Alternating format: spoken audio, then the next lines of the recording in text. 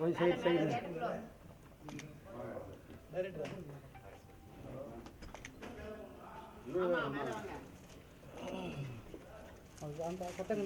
அப்படியே இங்கே பாருங்க சார்.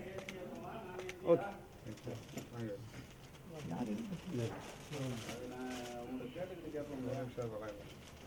வாங்க வாங்க வச்சுருவாங்க ராஜி நியூஸ்.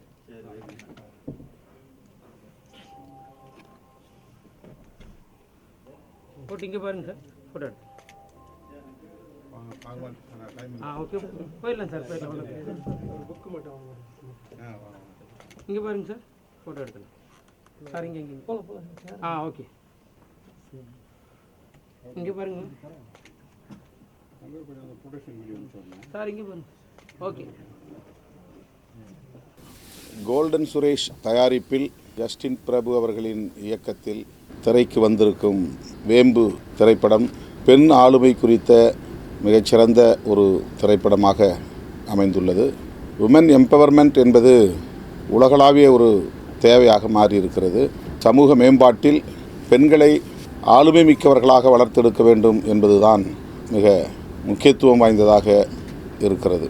தந்தை பெரியார், புரட்சியாளர் அம்பேத்கர் போன்ற மாமனிதர்கள் உமன் எம்பவர்மெண்ட், பெண் ஆளுமை குறித்து பெருமளவில் பேசியிருக்கிறார்கள், களப்பணி ஆற்றியிருக்கிறார்கள். இந்த திரைப்படத்தின் இறுதி காட்சியில் தந்தை பெரியாருடைய உரையும் இடம்பெற்றிருக்கிறது.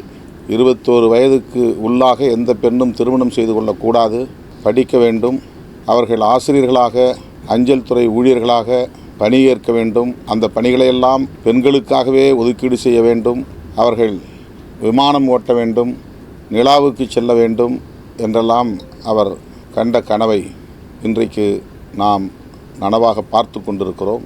ஜஸ்டின் பிரபு அவர்கள் பெரியாரிய சிந்தனையாளராக திரைக்களத்தில் பணியாற்றி கொண்டிருக்கிறார் என்பது பெருமை அளிக்கிறது. அதைவிட முக்கியமாக பெண் பிள்ளைகள் பெரிய அளவில் படிக்க தேவையில்லை, பருவத்தை எய்தியவுடன் அவர்கள் படிப்பை நிறுத்தி கொள்ள வேண்டும், அவர்களுக்கு பாதுகாப்பில்லை, பருவத்தை எய்தியதும் ஓராண்டுக்குள்ளாகவே திருமணத்தை முடித்துவிட வேண்டும் என்கிற உளவியல் நம்முடைய சமூகத்தில் ஒரு பொது உளவியலாக நிலை நாட்டப்பட்டிருக்கிறது. அதை உடைக்க வேண்டும். தற்காப்பு கலைகளை கற்றுத்தர வேண்டும். கணவனே முடங்கி போனாலும் மனைவி அந்த குடும்பத்தை காப்பாற்ற முடியும், தூக்கி நிறுத்த முடியும். அதற்கு பெண் கல்வி விழிப்புணர்வு பெற்றவளாக இருக்க வேண்டும். அனைத்து துறைகளிலும் திறன் பெற்றவர்களாக வளர்க்கப்பட வேண்டும் என்பதை வலியுறுத்துகிற ஒரு திரைப்படமாக வேம்பு திரைப்படம் அமைந்துள்ளது. இந்த திரைப்படத்தின் கதாநாயகியாக ஷீலா அவர்களும் கதாநாயகனாக ஹரிகிருஷ்ணன் அவர்களும் நடித்திருக்கிறார்கள். மிகச்சிறப்பாக தங்கள் பாத்திரங்களை இருவருமே மிகச்சிறப்பாக செய்திருக்கிறார்கள். விரசமில்லாத படம், வணிக நோக்கமில்லாத படம், சமூக பொறுப்புணர்வோடு படைக்கப்பட்டிருக்கிற ஒரு காவியம் வேம்பு. பெண் பிள்ளைகள் கல்வி கற்கும் அதே வேளையில் தற்காப்பு கலைகளையும் கற்றுக்கொள்ள வேண்டும். சிலம்பு பயிற்சி உள்ளிட்ட பல்வேறு தற்காப்பு கலைகள் உள்ளன. இந்த தற்காப்பு கலைகளை கற்றுக்கொள்ள வேண்டும் என்பதை வலியுறுத்துகிறது. அத்துடன் ஒவ்வொரு பள்ளியிலும் சிலம்பம் உள்ளிட்ட தற்காப்பு கலைகளை பயிற்றுவிக்கக்கூடிய பிரிவு உருவாக்கப்பட வேண்டும். அதற்கென சிறப்பு ஆசிரியர்கள் நியமிக்கப்பட வேண்டும் என்கிற கருத்தையும் இந்த திரைப்படம் ஆட்சியாளர்களுக்கு சுட்டிக்காட்டுகிறது. வேம்பு திருமணம் செய்து கொள்வதிலே உடன்பாடு இல்லாமல் தம்முடைய குடும்ப கௌரவத்தை அல்லது பெற்றோரின் விருப்பத்தை நிறைவேற்ற வேண்டும் என்பதற்காக தான் விரும்பும் மாமனையே தவிர்க்க வேண்டும் என்று கருதுகிறாள். ஆனாலும் குடும்ப கௌரவத்திற்காக திருமணம் செய்து கொள்கிறாள். திருமணம் செய்த உடனேயே அவருக்கு விபத்து ஏற்பட்டு கண் பார்வை பறிபோகிறது. அது எவ்வளவு பெரிய அதிர்ச்சியை தரும், ஏமாற்றத்தை தரும். என்னதான் லட்சியம் கொண்ட பெண்மணிகளாக இருந்தாலும் கூட இல்லற வாழ்வில் ஒரு தோல்வி ஏற்படுகிற போது அதை எதிர்கொள்வது என்பது மிகவும் கடினமானது. அப்படி ஒரு சராசரி பெண்மணியாக இல்லாமல் வேம்பு முற்றிலும் மாறுபட்ட ஒரு ஆளுமை கொண்ட பெண்ணாக இந்த திரைப்படத்தில் வேம்பு என்கிற பாத்திரம் படைக்கப்பட்டிருக்கிறது. குடும்ப பொறுப்புணர்வு, வறுமையை எதிர்கொள்கிற துணிச்சல், சமூகம்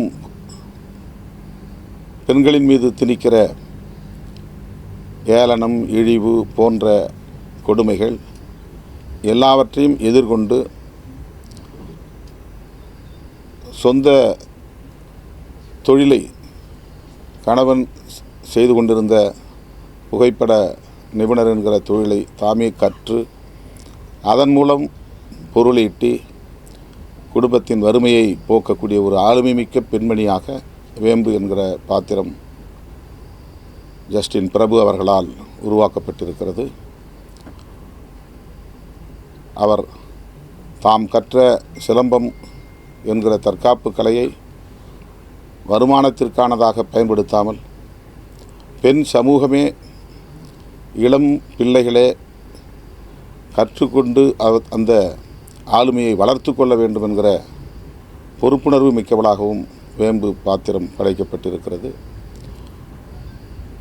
வறுமையை வெல்கிறாள், இழிவை முறியடிக்கிறாள்,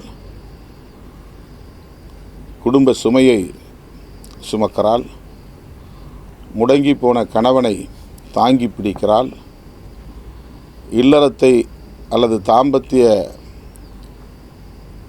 உறவை தவிர்த்து இந்த சவால்களை எல்லாம் எதிர்கொள்ளக்கூடிய ஆளுமை மிக்க பெண்ணாக இருக்கிறாள் வேம்பு. வாழ்க்கையில் சாதித்தும் காட்டுகிறாள். சட்டமன்ற உறுப்பினர் மாரிமுத்து அவர்கள் கடைசியாக அவர் நடித்த ஒரு திரைப்படம் என்று கருதுகிறேன். அவர் மிகச்சிறப்பாக தன்னுடைய பாத்திரத்தை செய்திருக்கிறார். தற்காப்பு கலை எவ்வளவு முக்கியத்துவம் என்பதை சட்டமன்ற உறுப்பினர் மூலமாக இயக்குனர் சொல்லுகிறார். இதை சட்டமன்றத்திலேயே பேசுவேன் என்று கூறுகிறார். அப்படி அவருடைய பாத்திரமும் சிறப்பாக அமைந்திருக்கிறது. மணிகண்டன் முரளி இசையமைத்திருக்கிறார். பாடல்கள் இந்த திரைப்படத்திற்கு உயிரூட்டக்கூடியவையாக இருக்கின்றன. இப்போது வெளிவந்திருக்கிற திரைப்படங்களில் உமன் என்பவர் பற்றி, உமன் எம்பவர்மெண்ட் என்கிற பெண்ணாளுமை குறித்து பேசுகிற மிகச்சிறந்த திரைப்படமாக வேம்பு திரைப்படம் அமைந்திருக்கிறது. இயக்குனர் ஜஸ்டின் பிரபு அவர்களை நான் நெஞ்சார பாராட்டுகிறேன். மிக இயல்பாகவும் பொறுப்புணர்வோடும் அந்த பாத்திரமாகவே மாறி நடித்திருக்கிற ஷீலா அவர்களையும் அதேபோல ஹரிகிருஷ்ணன் அவர்களையும் பாராட்டுகிறேன். கேமரா மிகச் சிறப்பாக அமைந்திருக்கிறது. கேமராமேன் அவர்களையும் நான் பாராட்டுகிறேன். இந்த திரைப்படத்தை சமூக பொறுப்புள்ள ஒவ்வொருவரும் வரவேற்று ஆதரிக்க வேண்டும். அதைவிட முக்கியமாக இன்னொன்றையும் இதில் அவர் சொல்லியிருக்கிறார். பெண் பிள்ளைகளுக்கு இலவசமாக நாப்கின் வழங்கப்பட வேண்டும். ஹைஜீன் என்பது மிக முக்கியமானது. அதை கடைகளில் போய் வாங்குவதற்கு கூட சிரமப்படக்கூடிய பல குடும்பத்தை சார்ந்த பெண்கள் உண்டு. அவற்றை அரசே இலவசமாக வழங்க வேண்டும். ஆங்காங்கே அதற்குரிய நிலையங்களை கவுண்டர்ஸ், நாப்கின் கவுண்டர்ஸ் பொது இடங்களில் உருவாக்க வேண்டும் என்கிற சிறந்த ஆலோசனையையும் வழங்குகிறார். இது குறித்து ஏற்கனவே நாம் மத்திய ஒன்றிய அரசுக்கும் சுட்டிக்காட்டியிருக்கிறோம், மாநில அரசுக்கும் சொல்லியிருக்கிறோம். இது மிக இன்றியமையாத ஒன்று. இவையெல்லாம் சேர்ந்துதான் பெண் சமூகத்தை எம்பவர் செய்ய முடியும். எனவே விமன் எம்பவர்மெண்ட் என்பது ஒரு சமூக வளர்ச்சியில் மிகவும் முக்கியத்துவம் வாய்ந்தது என்பதை சொல்லுகிற ஒரு திரைப்படமாக இந்த திரைப்படம் அமைந்துள்ளது. இது பல விருதுகளை வாங்க வேண்டும் என்று நான் வாழ்த்துகிறேன். இந்திய அரசின் விருதுகள், பல சமூக நிறுவனங்களின் விருதுகள் இந்த திரைப்படத்திற்கு கட்டாயமாக கிடைக்கும் என்று நான் பெரிதும் நம்புகிறேன். என்னுடைய நெஞ்சார்ந்த வாழ்த்துக்கள், பாராட்டுகள். சார், இப்போ கமலஹாசன் அவர்கள் அண்மையில் அந்த டக் லைஃப் படத்தோடைய இந்த படம் குறித்து ஏதாவது கொஞ்சம் கேளுங்க. இல்லை சார், இன்னைக்கு அது அப்புறம் அரசியல் அப்புறம் பேசலாம். இந்த படம் குறித்து வேறு ஏதாவது உங்களுக்கு கொஸ்டின்? ஏற்கனவே தற்காப்பு கலைகள் வந்து பகுதி அளவில் சொல்லி தரப்படுதுங்க அரசு பள்ளிகளில். அதே மாதிரி நாப்கின் வழங்கும் திட்டமும் செயல்பாட்டில் தான் இருக்குது. இதெல்லாம் பகுதி அளவில் இருக்குது அப்படின்றதுனால இன்னும் கூடுதலாக பண்ணணும்னு கேட்குறீங்களா, இல்லை வந்து இன்னும் வந்து தீவிரமாக செயல்படுத்தணும்னு சொல்கிறீங்களா? அந்த படம் சொல்லிக்கூடிய கருத்துக்களை நீங்கள் பிரதிபலிக்கிறீங்க சமூகத்தில் வரணும்ட்டு? திரைத்துறையில் இது போன்ற ஒரு பார்வை, சிந்தனை, அதை வெகு மக்களிடத்திலே கொண்டு போய் சேர்க்க வேண்டும் என்கிற பொறுப்பு ஜஸ்டின் பிரபு போன்றவர்களுக்கு இருப்பதை எண்ணி நான் பெருமைப்படுகிறேன். நீங்கள் சொல்வதைப் போல நாப்கின் வழங்கும் திட்டம் என்பது அங்கொன்றும் இங்கொன்றுமாக இருக்கலாம். ஆனால் இன்னும் அது நாடு தழுவிய அளவில் பரவலாக இல்லை. தொண்டு நிறுவனங்கள் ஆங்காங்கே செய்து கொண்டிருக்கிறார்கள். அது மிகவும் முக்கியத்துவம் வாய்ந்தது. அதைப்போல அனைத்து பள்ளிகளிலும், அது மத்திய அரசின் கட்டுப்பாட்டில் இயங்கக்கூடிய பள்ளிகளாக இருந்தாலும், மாநில அரசின் கட்டுப்பாட்டில் இயங்கக்கூடிய பள்ளிகளாக இருந்தாலும், தனியார் பள்ளிகளாக இருந்தாலும், பள்ளிகளில் பெண் குழந்தைகளுக்கான தற்காப்பு கலைகளை கற்றுத்தருவது அவர்களுக்கு ஒரு தன்னம்பிக்கையை கொடுக்கும். இந்த படத்திலே கூட ஹீரோ கதாநாயகன் ஒரு இடத்திலே பேசுகிறார். அந்த சிலம்பம் கம்பை கையிலே பிடித்து கொண்டு, இந்த கம்பை பிடிக்கிற போது எனக்கு ஏதோ ஒரு நம்பிக்கை வருகிறது, அதான் நீ இவ்வளோ தூரம் துணிச்சலாக இருக்கிற என்று தன்னுடைய மனைவியை வேம்புவை பாராட்டுவார். இந்த தடியை கழியை ஒரு கம்பை பிடிக்கிற போது உளவியலா எத்தகைய தாக்கத்தை அது ஏற்படுத்துகிறது, ஒரு நம்பிக்கையை உருவாக்குகிறது என்பதை இயக்குனர் ஒரு காட்சியில் பதிவு செய்திருக்கிறார். ஆகவே பெண் பிள்ளைகள் அதுபோன்ற தற்காப்பு கலைகளை கற்றுக்கொள்ளுகிற போது இந்த டிபெண்டன்சி என்கிற இந்த பிறரை சார்ந்திருக்கிற உளவியலிலிருந்து விடுபட வாய்ப்பு இருக்கிறது. தன்னம்பிக்கை வளர அது ஏதுவாக அமையும். எனவே இந்த திரைப்படம் விழிப்புணர்வு ஊட்டக்கூடிய ஒரு திரைப்படம், குறிப்பாக பெண் பிள்ளைகளுக்கு விழிப்புணர்வு ஊட்டக்கூடிய ஒரு திரைப்படம். அந்த வகையிலே நான் பாராட்டுகிறேன். சார், இயக்குனர் ஆர்.கே. செல்வமணி, அரசியல் வந்து மனிதர்களை பிரிக்கும், ஆனால் சினிமா மனிதர்களை ஒன்று சேர்க்கும், அரசியல்வாதிகள் சினிமாவில் இன்ஃப்ளூயன்ஸ் பண்ண வேணாங்கிற மாதிரி ஒரு இதில் சொல்லியிருந்தாரு. இதை நீங்கள் எப்படி பார்க்குறீங்க சார்? அவர் அரசியலிலும் ஈடுபாடு உள்ளவர். அவருடைய துணைவியார் அரசியலில் ஒரு முக்கியமான புள்ளியாக இருப்பவர். அவர் எந்த கான்டெக்ஸ்டில் அப்படி சொன்னார்னு எனக்கு தெரியாது. எதுவும் தனித்து இயங்க முடியாது. கலையாக இருந்தாலும், அரசியலாக இருந்தாலும், ஆன்மீகமாக இருந்தாலும், இதர கலாச்சாரங்களாக இருந்தாலும் ஒன்றோடு ஒன்று இணைந்தவை, பிணைந்தவை. அரசியலிலிருந்து சினிமா தனித்து இயங்க முடியாது. சினிமா அரசியல் கலப்பே இல்லாமல் இயங்க முடியாது. எனவே எல்லாம் ஒன்றோடு ஒன்று பின்னி பிணைந்தவை தான். வேற இது தக் லைஃப் என்ன சொல்லுங்க. கமலஹாசன் அவர்கள் பேசியது தமிழிலிருந்து தான் கன்னடம் வந்தது என்ற அந்த கருத்து கன்னடத்தில் இப்போ பெரிய சர்ச்சையை பார்க்குறாங்க. அவருடைய படம் கூட வெளியாக முடியாத நிலை ஏற்பட்டிருக்கிறது. அதே மாதிரி நீதிமன்றமும் மன்னிப்பு கேட்க முடியாதன்ற கேள்விகளை முன் வச்சிருக்காங்க. எப்படி பார்க்குறீங்க சார் கமலஹாசன் அவர்கள் பேசினது? திரு கமலஹாசன் அவர்கள் எந்த உள்நோக்கத்தையும் கொண்டு அவர் பேசவில்லை, உள்நோக்கத்தோடு பேசவில்லை. ஒரு மொழியை உயர்த்த வேண்டும், ஒரு மொழியை தாழ்த்த வேண்டும் என்கிற எண்ணத்திலும் அவர் பேசவில்லை. அவர் அந்த இசை வெளியீட்டு விழா நிகழ்விலை பேசுகிற போது மிக இயல்பாக இவையெல்லாம் ஒரே குடும்பம் என்கிற பொருளில் பேசியிருக்கிறார். இதுவரையில் வெளிவந்திருக்கிற மொழி ஆய்வு நூல்கள் அனைத்தும் மொழியியல் வல்லுநர்கள் யாவரும் திராவிட மொழிகளின் தாய் தமிழ் என்பதை பல தரவுகளின் மூலம் உறுதிப்படுத்தியிருக்கிறார்கள். கால்டுவேல் அவர்களின் நூல் திராவிட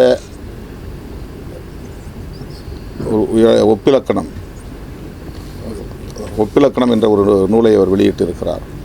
அந்த ஒப்பிலக்கணம் என்பது தமிழிலிருந்து தான் பிற மொழிகள் தென்னிந்திய மொழிகள் தோன்றி இருக்கின்றன என்கிற கருத்தை உறுதிப்படுத்துகிறது. இந்த ஆய்வுகளின் கருத்துக்களில் இருந்துதான் முடிவுகளில் இருந்துதான் கமல்ஹாசன் அவர்களின் கருத்து வெளிப்பட்டிருக்கிறது. கன்னடர்கள் இதை எப்படி புரிந்து கொண்டார்கள் என்று தெரியவில்லை. ஆனால் சில அமைப்புகள் திட்டமிட்டு அரசியலாக்குகிறார்கள். அதை நாம் மீண்டும் கூர்மைப்படுத்த வேண்டிய தேவையில்லை.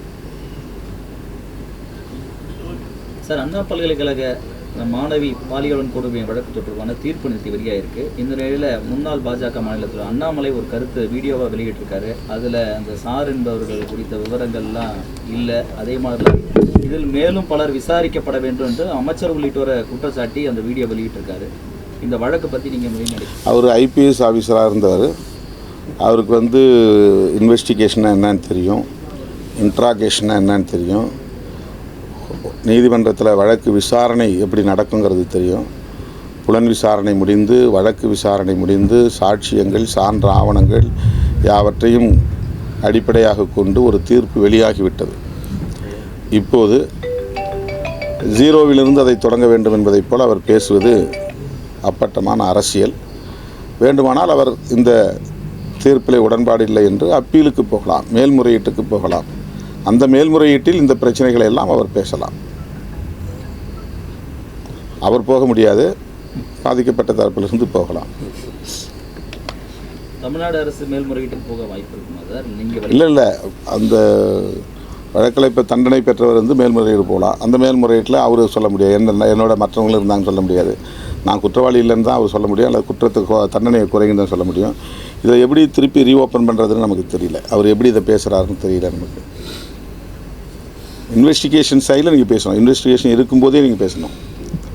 அதாவது கிரிமினல் இன்வெஸ்டிகேஷன் நடக்கிற போதே சார்ஜ் ஷீட்லாம் ஃபைல் பண்ணுறதுக்கு முன்னாடி நீங்கள் பேசி அதை மாற்றலாம். சிபிஐ விசாரணைக்கு மாற்றுங்க. உங்கள் சென்ட்ரல் ஏஜென்சி உங்களுக்கு உங்கள் கட்டுப்பாட்டில் இருக்குது. இப்போ சிபிஐ விசாரணைக்கு மாற்றிருக்கலாம். இது முடிஞ்சு போச்சு. இது முடிஞ்சது பிறகு இதை எப்படி ரீஓப்பன் பண்ணுறதுங்கிறது அவர் தான் சொல்லணும், ஒரு ஐபிஎஸ் ஆஃபீஸர்.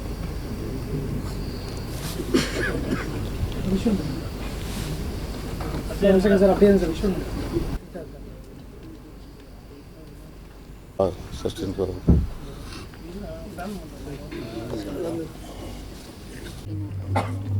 அது நம்ம வச்சு போய் நாப்கின் எல்லா ஸ்கூல் பிள்ளைகளுக்கும் கொடுக்க சொல்லி நம்ம வச்சு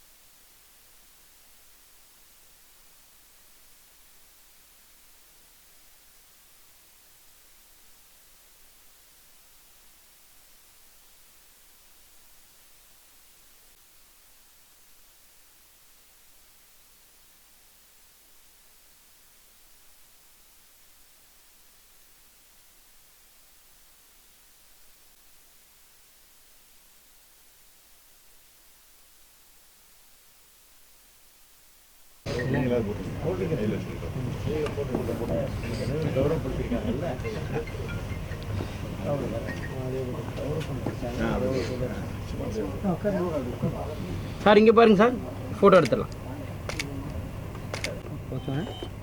ஓகே சார், தேங்க்யூ.